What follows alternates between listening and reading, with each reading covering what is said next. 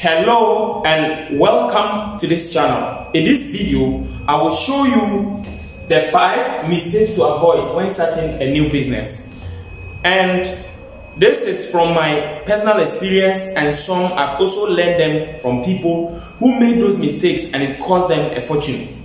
And this is very important for you, especially if you have the intention of ever starting a business. Because most of you, your expectations when starting a business is not going to happen. Most of you, over 90%, what you're expecting when starting a business will not go that way. Let me give you an example. Some of you, the business idea, the initial business model, what you are thinking, the way you are going to make your money, it is going to be a different case. And it has happened to me. When I was starting Global Institute of Entrepreneurship and Technology, some of the programs we were trying, we were thinking of starting, or we started with, we realized people were not interested in some of them. There were others that we never thought people are interested in, and that was where there was a need. So we were doing something over and over and over, and it's not working. So we had to leave that and focus on another area which we tried, and there was a lot of response. So most of you, your business model is not going to stand the test of time. What you are thinking should be your business model, or that is what you are thinking to be your business model. It's not going to work. So in this video, I want to share you 5 of these things you should consider, or you should make sure that you avoid them so that your business can succeed. Okay, so the number 1 is, don't borrow money to start a business. Don't borrow money to start a business. Don't borrow money to start a business, borrow to grow. So what exactly do I mean? I don't want a situation where you are thinking of starting a business and you are going to borrow some huge sum of money. You have not even done market research. You don't even know whether there is a need for that product in that field or not. You have not tried selling it. But if you just go and take a loan and say, oh, I think buying this product, I'll be able to sell it and make profit. So your intention is to make profit and not to fail a need. So at the end of the day, you may fail. Let me give you an example. There was a certain man who came to me. He had borrowed over 100,000 Ghana cedis to buy, it was a chemical that he's selling, to buy 20,000 of that product. That it was a chemical, so 20,000 bottles of that chemical, and wants to now sell. He has not done the market research and how people really need it. He has not even tried to sell it, but he just went in, took a loan, and he happened to be closer to people who could actually give him that loan. So they gave him 100,000 Ghana cedis, which is about $10,000 at the time he took that loan, for those who are not familiar with Ghana cedis. So he bought this product. The goods were now lying in his house. He wanted to now sell. He contacted me. We did an advert, and we realized people were not really in need of the product. We spent a lot of money, but after studying, I had to tell him the truth. We had to devise other ways, because if we're going to continue advertising online with the amount we were spending and the sales we were getting, there was clearly no need for that product. So he was wasting money. So he was in debt. Up to now, the products are still there because he didn't do a market research and whether there was really a need. So you should not borrow money to start to start a business. You should start a business, know that it is growing, and once people are in need of that product, maybe you produce a certain product or import a certain product to sell, and you see that there is a demand and people are buying. So you know that, okay, if I buy this number, I can make this profit. So you can now make a projection and order for more quantities, or borrow money probably to now buy. But if you haven't done the market research, you haven't tried it, please don't borrow money, because you may end up into a huge debt and you may not even be able to continue that business. Okay, so rule number 2, don't register your business with shareholders or investors from scratch. One of the common mistakes that a lot of young entrepreneurs make is, you discovered an idea, maybe it is in the initial stage, you are going to incorporate a company, and Probably, because normally when you are incorporating a company, you need at least 3 directors in most countries. Yeah. Though those directors, 2 of them they may not be holding any share in the company, but they could still be directors. Now the problem with most people is that they just go indirect, get an investor or someone who is coming to invest money and be part of the company from the beginning. The problem with that is, because you are starting the idea from the beginning and the company doesn't have much yet, or it hasn't really grown anywhere, the valuation of the company will be very, very small. So for example, maybe your company could be valued at $10,000 or $100,000 or 10,000 Ghana cedis or 100,000 Ghana cedis, when in actual fact that company could be valued at $1 million. But because you have not done much, you have started, you don't have much to show. Your ability to convince to value the company at a high price and to convince investors to be able to invest at that particular price is low. So at the end of the day, they bring in small money and they get big share.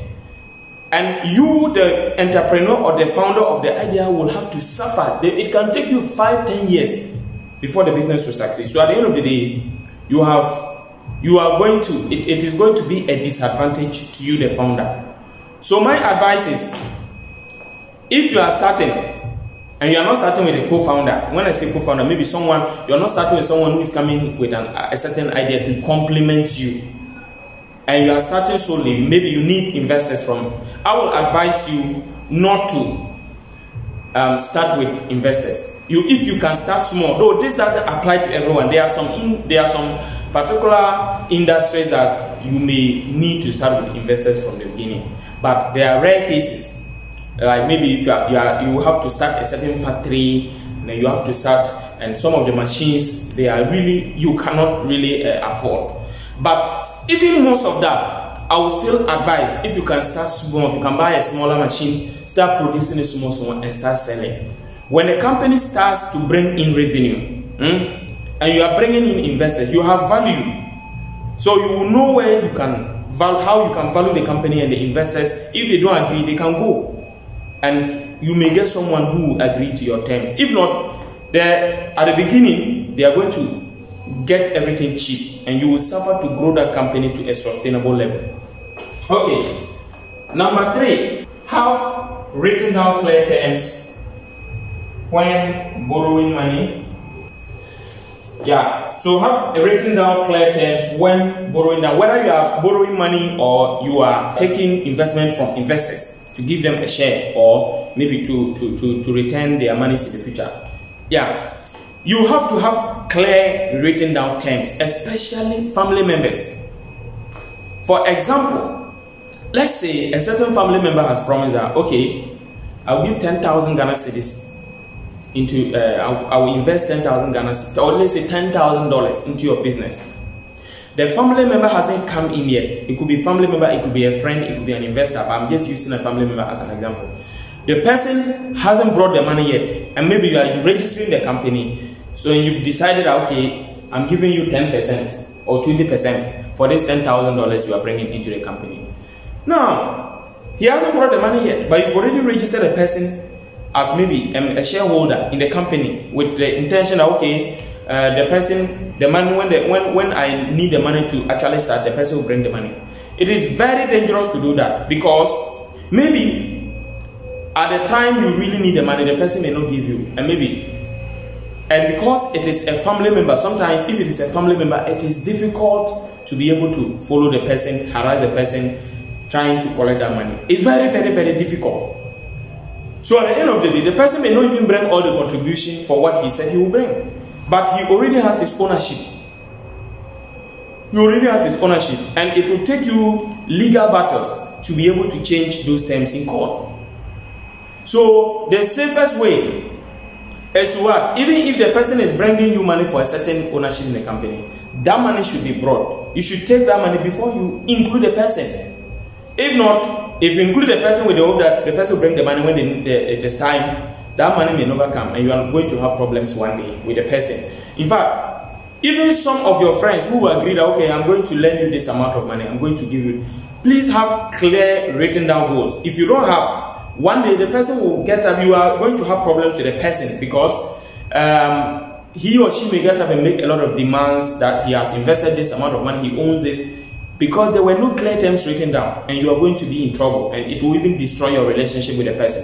Okay, so that is the third one. The fourth one is separate your business account from your personal